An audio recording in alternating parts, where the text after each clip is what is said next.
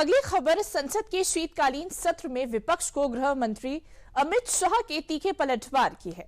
दरअसल विपक्ष की सबसे बड़ी ताकत इंडिया महागठबंधन ने मद्रास हाईकोर्ट के न्यायमूर्ति जी.आर. स्वामीनाथन के महाभियोग प्रस्ताव सौंपा था, जिसे लेकर अमित शाह ने करारा जवाब दिया है। इस पर एक रिपोर्ट देख लेते हैं। आजादी के इतने साल में नहीं हुआ है मान्यवर कि कोई जज एक जजमेंट दे तो जज के खिलाफ इंपीचमेंट लेकर आते हैं। शेर से अपनी वोट बैंक को एड्रेस करने के लिए इंपीचमेंट लेकर आते हैं मान्यवर। देश की राजनीति में बहस, टकराव और जवाबदेही का एक नया अध्याय शुरू हो चुका है। संसद का शीतकालीन सत्र चल रहा है और सत्र का समापन दिन ब दिन बढ़ता ही जा रहा है। बुधवार को सदन में चुनाव सुधार पर मंथन हो रहा था। लोकतंत्र की जड़ों को मजबूत करने, चुनावी प्रक्रिया को पारदर्शी बनाने पर चर्चा हो रही थी, लेकिन जैसे ही चर्चा आगे बढ़ी वैसे ही माहौल अचानक बदल गया। दरअसल विपक्ष की सबसे बड़ी ताकत इंडिया महागठबंधन के मद्रास हाईकोर्ट के न्यायमूर्ति जी.आर. स्वामीनाथन के महाभियोग प्रस्ताव के खिलाफ गृह मंत्री अमित शाह ने विपक्ष पर ऐसा करारा प्रहार किया कि सदन की दीवारें भी गूंज उठी। गृह मंत्री अमित शाह ने इस मुद्दे पर विपक्ष को घेरते हुए उद्धव ठाकरे के नेतृत्व वाली शिवसेना को भी आड़े हाथों लिया। आजादी के इतने साल में नहीं हुआ है मान्यवर कि कोई जज एक जजमेंट दे तो जज के खिलाफ इंपीचमेंट लेकर आते हैं। शेर से अपनी वोट बैंक को एड्रेस करने के लिए इंपीचमेंट लेकर आते हैं मान्यवर। और ये सारे ने तो साइन कर दिया, साथ ही साथ उद्धव जी ने भी साइन कर दिया। उद्धव जी, जजमेंट क्या है? एक पहाड़ी पर मान्यता है कि हाँ सबसे ऊपर दिया जलाया जाए। मान्यवर, एक वोट बैंक को संभालने के लिए एक हाईकोर्ट के जज के सामने इंपीचमेंट लेकर आए हैं।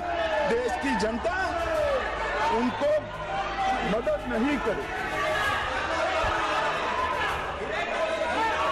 दरअसल मंगलवार को विपक्षी इंडिया महागठबंधन के 107 सांसदों ने लोकसभा स्पीकर ओम बिरला को मद्रास हाईकोर्ट की मदुरई पीठ के न्यायाधीश न्यायमूर्ति जी.आर. स्वामीनाथन को पद से हटाने के लिए महाभियोग प्रस्ताव सौंपा था। इस महाभियोग प्रस्ताव में कांग्रेस, डीएमके, आम आदमी party, Samajwadi party, CPI, CPM और शिवसेना, उद्धव ठाकरे सहित कई प्रमुख दलों के सांसदों के हस्ताक्षर हैं। अब आखिर महाभियोग होता क्या है ये आपको बताएंगे, लेकिन पहले आप पूरे राजनीतिक विवाद की वजह क्या है वो भी जानिए। पिछले हफ्ते उन्होंने तमिलनाडु के तिरुपन्नकुंद्रम पहाड़ी पर स्थित 6वीं शताब्दी के सुब्रमण्यम स्वामी मंदिर के प्रशासन को एक निर्देश दिया। यह निर्देश था कि 13वीं शताब्दी के सिकंदर बादशाह दरगाह के पास एक स्तंभ पर दीपक जलाने की परंपरा को फिर से शुरू किया जाए।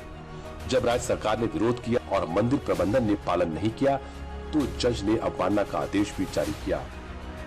ये मामला तब और बढ़ गया जब अदालत ने एक हिंदुत्व समूह को इस रस्म को निभाने की अनुमति दी और यहाँ तक कि उन्हें केंद्रीय औद्योगिक सुरक्षा बल की सुरक्षा भी मुहैया कराने का निर्देश दिया, जिसे पुलिस ने निषेधाज्ञा लागू करते हुए रोक दिया। इसके बाद ये मुद्दा सिर्फ अदालत तक ही सीमित नहीं रहा, बल्कि पिछले हफ्ते लोकसभा में भी बवाल मच गया था। अब आखिर इस महाभियोग के मायने क्या है, इसको समझते हैं। महाभियोग एक ऐसी प्रक्रिया है जिसके इस्तेमाल राष्ट्रपति और सुप्रीम कोर्ट या हाई कोर्ट के जजों को हटाने के लिए किया जाता है। यह प्रस्ताव संविधान के उल्लंघन, दुर्व्यवहार साबित होने पर लाया जा सकता है। संविधान के अनुच्छेद 61, 124, 4, 5, 217 और 218 में इसका जिक्र है। महाभियोग प्रस्ताव लोकसभा या राज्यसभा में पेश किया जा सकता है। लोकसभा में महाभियोग प्रस्ताव पेश करने के लिए करीब 100 सांसदों के हस्ताक्षर और राज्यसभा में कम से कम 50 सांसदों के हस्ताक्षर जरूरी होते हैं। लेकिन अगर लोकसभा या राज्यसभा के अध्यक्ष इस प्रस्ताव को मंजूरी देते हैं तो 3 सदस्यों की एक कमेटी बनाई जाती है जो आरोपों की जांच करती है। 3 सदस्यों की समिति में सुप्रीम कोर्ट के जज, हाई कोर्ट के मुख्य न्यायाधीश और एक अध्यक्ष द्वारा चुने गए व्यक्ति को शामिल किया जाता है। महाभियोग प्रस्ताव अगर दोनों सदनों में पेश किया जाता है तो दोनों स्पीकर मिलकर एक संयुक्त जांच कमेटी का गठन करते हैं। पूरी तफ्तीश के बाद समिति अपनी रिपोर्ट अध्यक्ष को सौंप देती है, जिसे बाद में सदन में पेश किया जाता है।